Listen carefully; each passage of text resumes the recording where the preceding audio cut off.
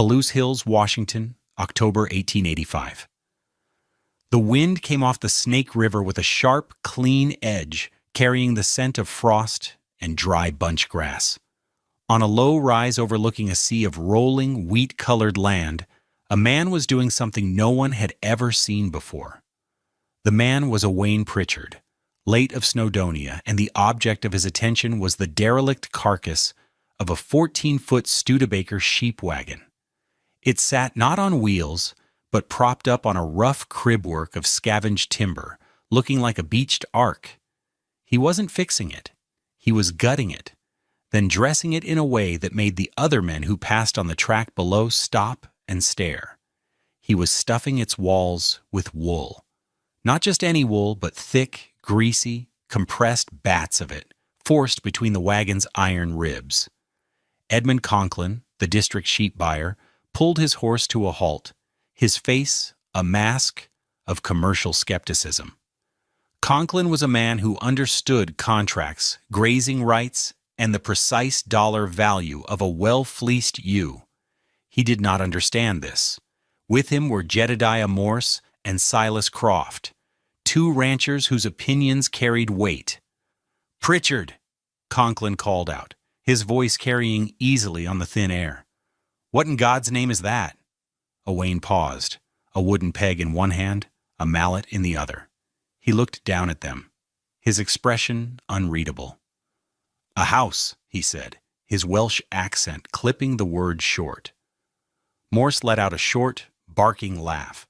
"A house made of wool? You'll be nesting with the mice and the rot by Christmas, man." Conklin's objection was more refined, more cutting because it was rooted in the law of the range.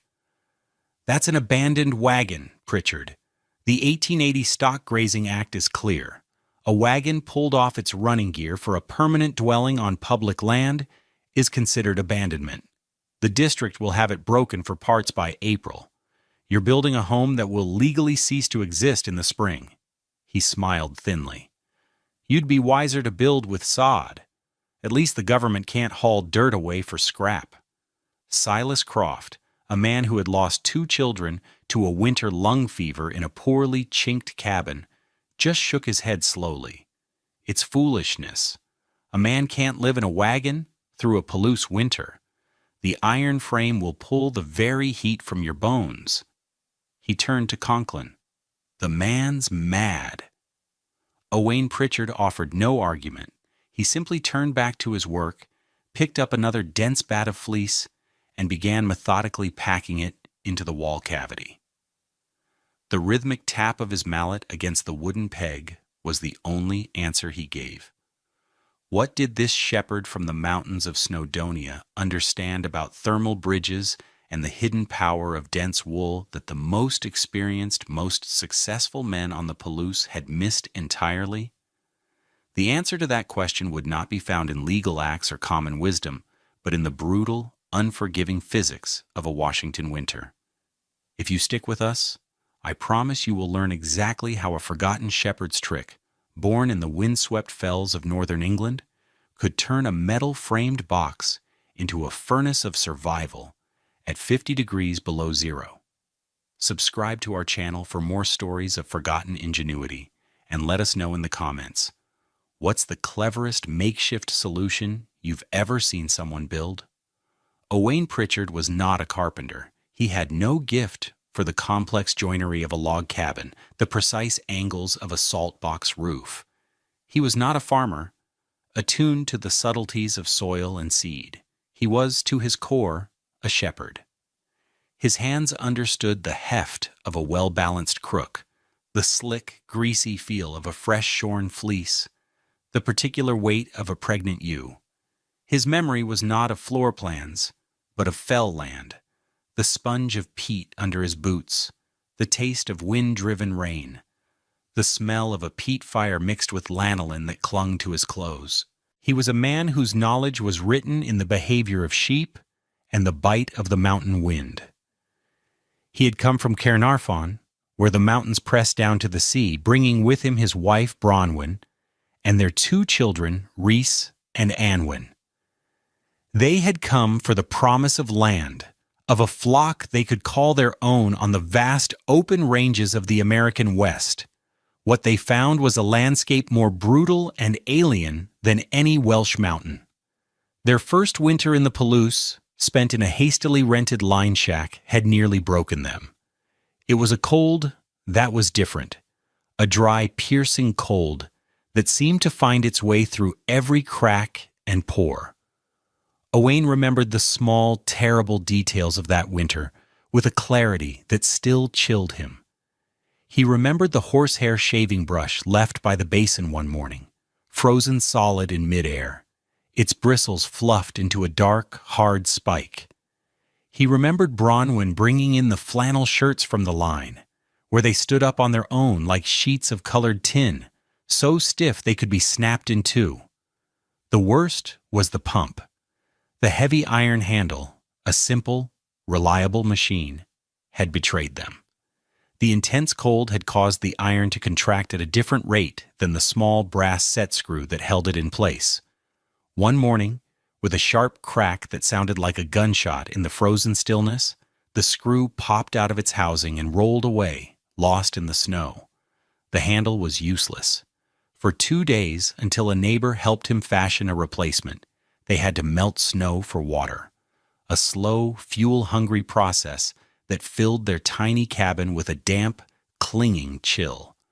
Rhys had developed a cough that rattled in his small chest for weeks. Anwen's hands were covered in chilblains. Owain had watched his family suffer in a shelter that was meant to protect them, and he swore it would never happen again. He didn't have the money for a proper cabin, nor the skills to build one quickly. But he had knowledge. He had the memory of the Pennine drovers, who wintered their shepherds on the high fells in wagons whose walls were packed tight with fleece, creating a warm, dry space against the howling gales. The conventional shelters of the Palouse sheep range were failing all around him. The problem wasn't a lack of effort or a shortage of wood. The problem was physics. The standard sheep wagon, a marvel of frontier mobility, became a death trap when stationary in winter. Its iron frame, the very thing that gave it strength, was a thermal bridge, a superhighway for heat to escape. The cold didn't have to seep through the thin wooden walls. It rode the iron ribs straight into the living space. Men would burn through a stack of wood, the stove glowing red-hot, while frost formed on the nail heads just inches away, each one a tiny leak siphoning warmth out into the -30 air. Even the more permanent structures were flawed. The Fosters, neighbors 2 miles down the creek, had a log cabin, but it was built of green wood, and as the logs dried they shrank, opening up 100 tiny gaps for the wind to knife through. They spent their days chinking and re-chinking with mud and moss, a losing battle against the relentless infiltration of cold air. Their fuel consumption was astronomical. Abel Foster had confided in Owain that he'd burned through 7 cords of wood by February, and his wife still had to wear her coat to bed. The bachelors and single hands often lived in canvas tents or crude dugouts. The tents were a joke, offering privacy, but almost no thermal protection.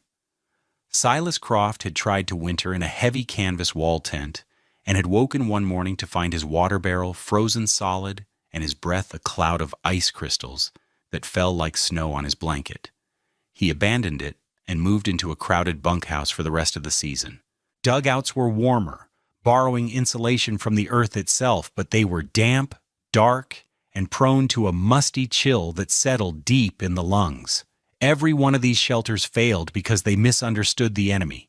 They fought the cold with more fire, when the real enemy was heat loss. They were trying to fill a bucket with a hole in the bottom by pouring water in faster. Owain knew you didn't need a bigger fire. You needed to patch the hole. His project began in the late summer, with the acquisition of the derelict Studebaker. It had been abandoned after a wheel shattered, its owner deeming it not worth the cost of repair. Owain traded 2 good ewes for it, a price that made his neighbors chuckle. He and Bronwyn, using levers and rollers and sheer persistence, moved the heavy wagon body onto a foundation of timber crib work, lifting it a foot off the ground to keep it away from the damp and the snow drifts. The work was methodical, almost ritualistic.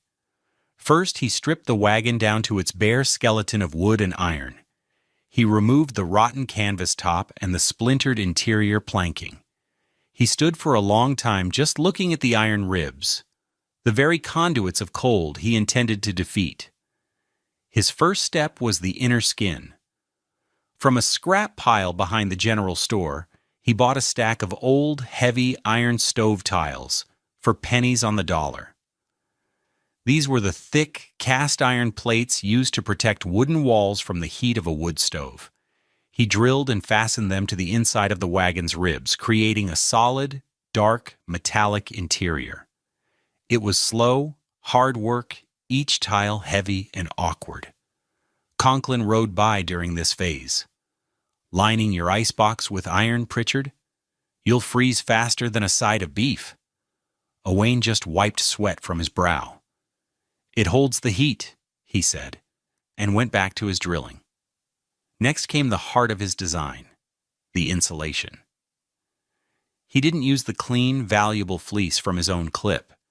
He went to the shearing sheds and bought up bags of the lowest grade wool, belly clippings, stained tags, greasy discards that were barely worth shipping. This was the wool no one wanted, thick with lanolin. It was perfect. He and Bronwyn spent weeks carding and combing it, not to clean it, but to align its fibers before compressing it. They laid it out on a large canvas sheet, 4 inches thick, and then used a heavy wooden press of Owen's own design to squeeze it down into dense, stiff bats. The natural lanolin helped bind the fibers together. The result was a material that was surprisingly rigid, like a thick felt board. He cut these bats to fit perfectly between the iron ribs, leaving no gaps.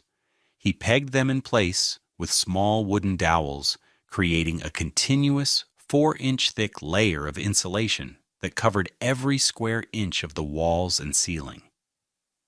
The iron frame was completely buried within the fleece. The thermal bridge was severed. Bronwyn, watching him fit the last piece into the curved roof, put a hand on his arm. "It looks like a great woolly beast, Owain," she said, a smile in her voice. "A fat old ewe, warm and sleepy." For the outer skin, he used heavy oilcloth, the same waterproofed canvas used for sailors' slickers. He stretched it taut over the fleece-packed frame and nailed it down with hundreds of small tacks, each one sealed with a dab of pine tar. He overlapped every seam, ensuring it was as airtight and watertight as the hull of a ship. The final, crucial detail was the door. A door was the weakest point in any structure, a massive hole that was notoriously difficult to seal. Owain didn't just hang a door, he rebuilt the entire frame. He created a deep jamb with a double rabbet, allowing 2 separate seals. For the gaskets themselves, he used thick, industrial felt, the kind used for cushioning heavy machinery. He glued one strip of felt to the door and another to the jamb, so that when the door was closed and latched, the 2 gaskets compressed against each other, creating a nearly perfect, airtight seal. It closed not with a click, but with a soft, satisfying thump, like closing the door on a bank vault. The mockery continued throughout the autumn. The wagon was an oddity, a landmark of folly.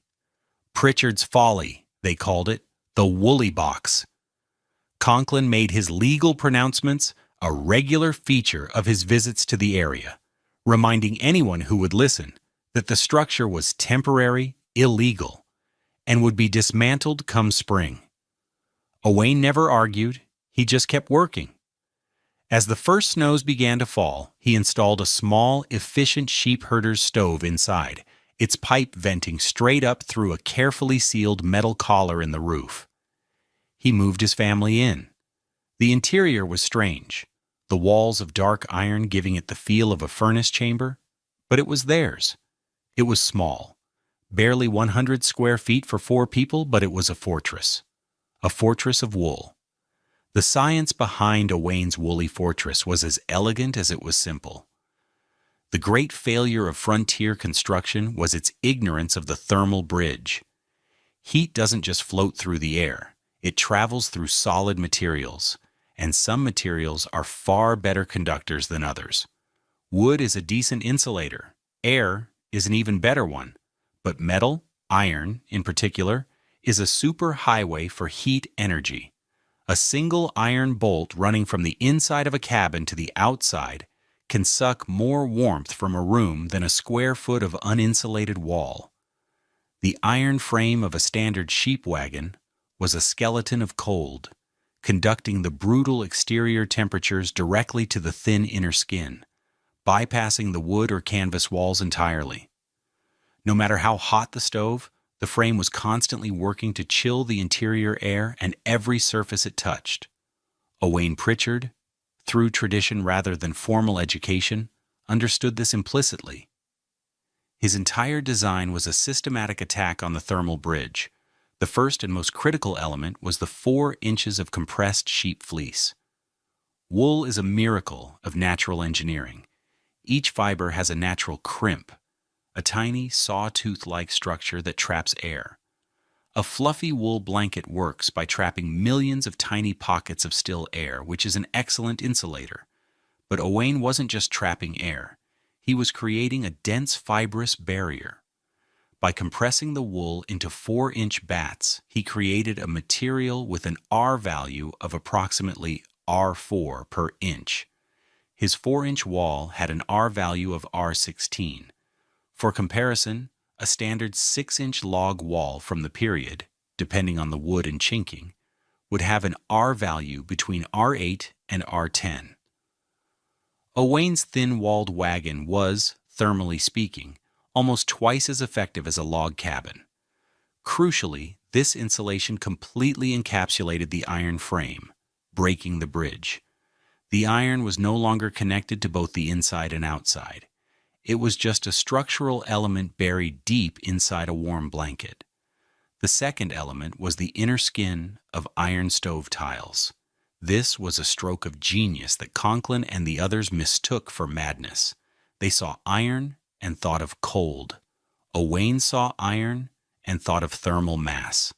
The thick, heavy cast iron plates, isolated from the exterior by the fleece, did the opposite of the wagon's frame. They didn't conduct heat out, they absorbed it and held it. When the small stove was running, it radiated heat in all directions.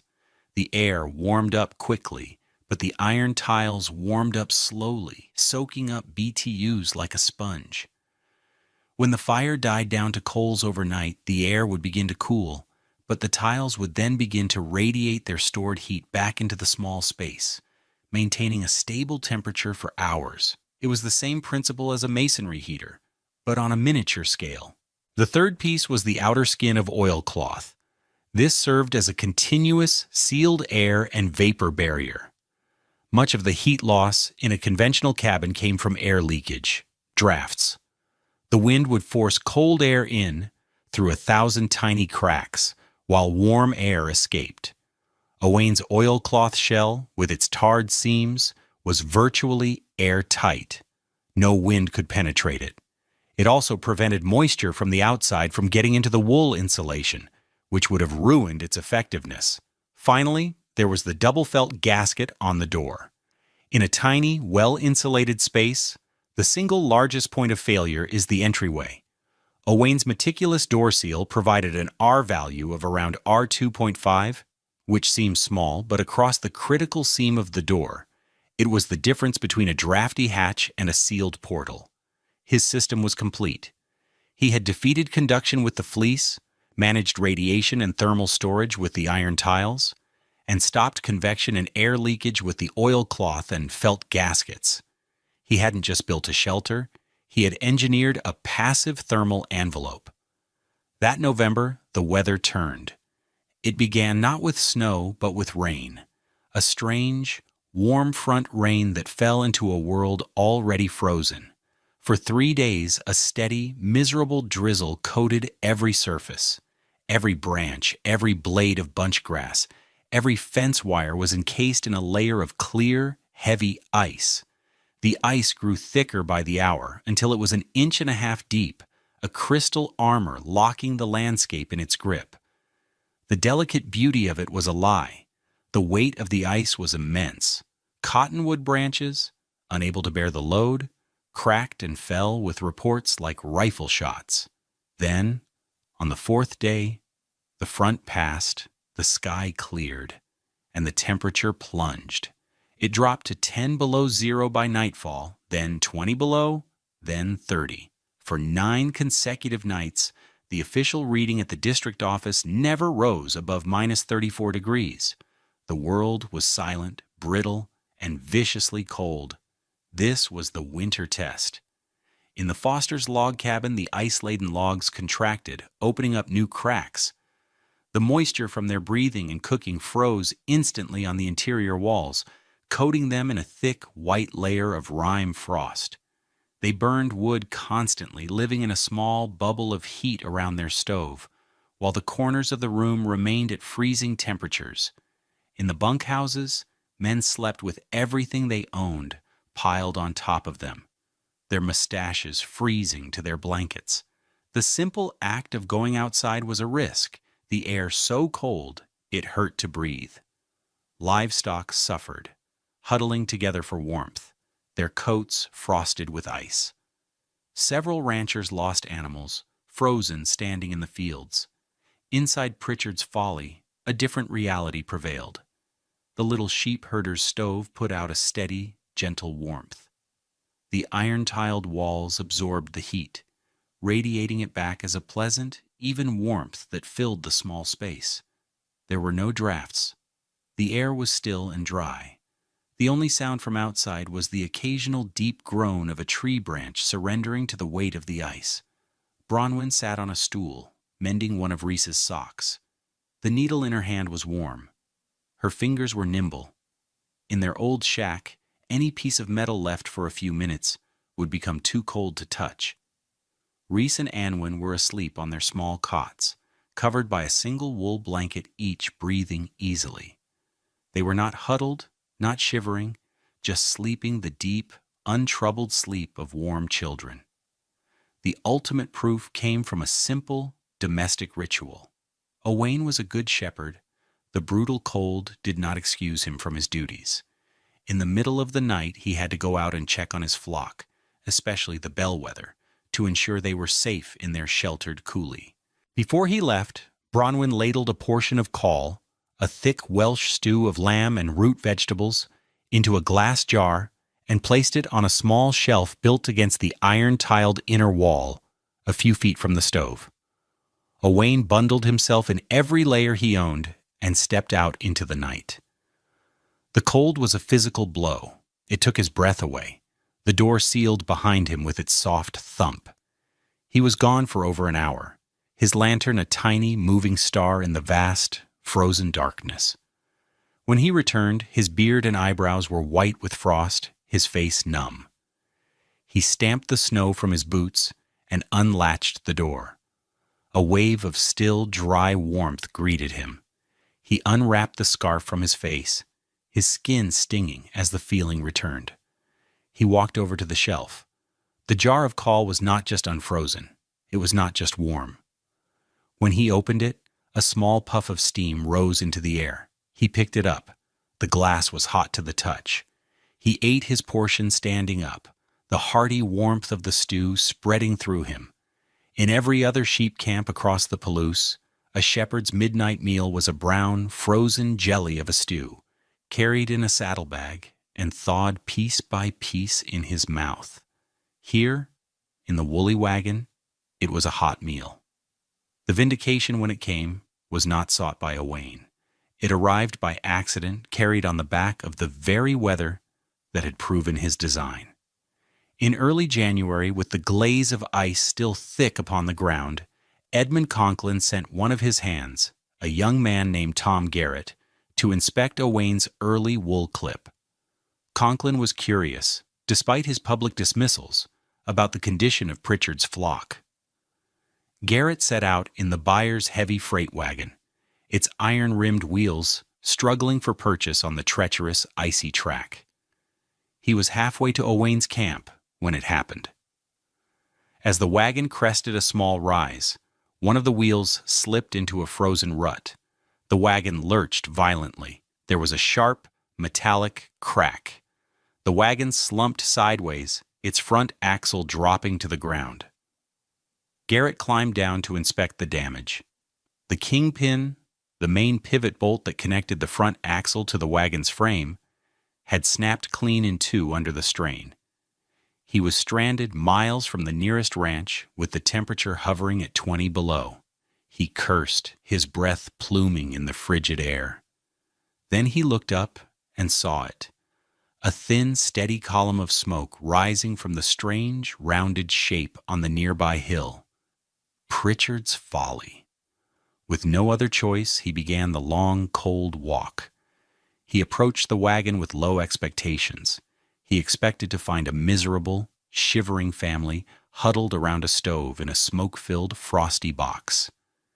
He knocked on the solid-feeling door. When Owain opened it, Garrett braced himself for the familiar blast of cold, damp air that rushed out of every frontier dwelling. He expected to see walls coated in ice, the family bundled in coats. What he felt instead stopped him in his tracks. It was a wave of warmth, but not a scorching, dry heat from an overstoked stove. It was a gentle, pervasive, still warmth.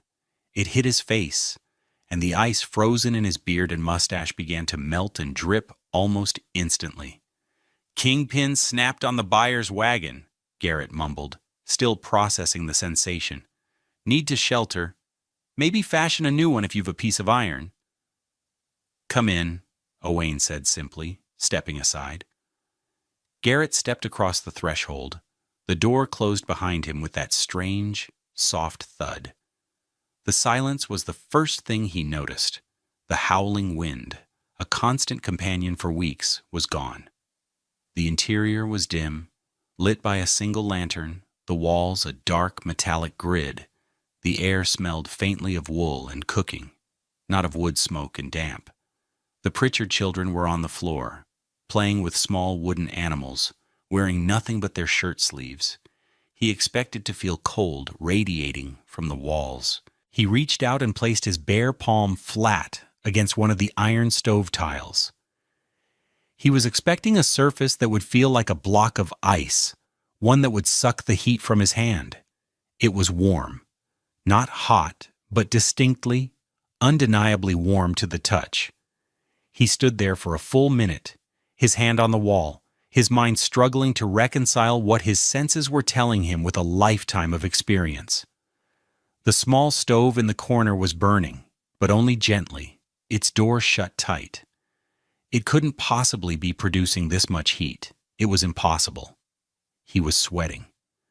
His heavy sheepskin coat, a vital piece of survival gear just moments before, was now suffocating. After 5 minutes of standing in the small, warm space while Owain found him a suitable iron rod, Garrett couldn't take it anymore. He shrugged out of the heavy coat and dropped it onto a bench. He stood there in his shirt sleeves, the same as the children on the floor, and just stared. Owain said nothing. He simply handed Garrett a bowl of the hot call. When Tom Garrett finally returned to the district office late that night, having fashioned a new pin and limped the wagon home, his report to Edmund Conklin was brief. He talked about the quality of Owain's fleece, the health of the flock.